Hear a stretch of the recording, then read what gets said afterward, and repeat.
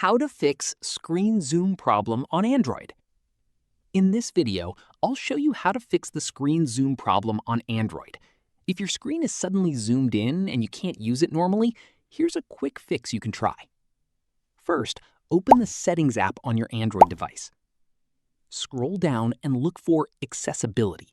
On some devices, you may find it under Additional Settings or System Settings.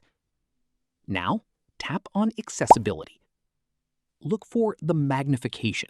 On some devices, you may find it under Vision option. Open it. Here, you'll find the Magnification shortcut. Simply turn off this option. Once you disable the Magnification shortcut, your screen should no longer zoom in accidentally.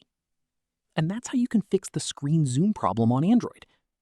If this tutorial helped you, don't forget to like the video and subscribe for more Android tips and tutorials. Thanks for watching, and I'll see you in the next one.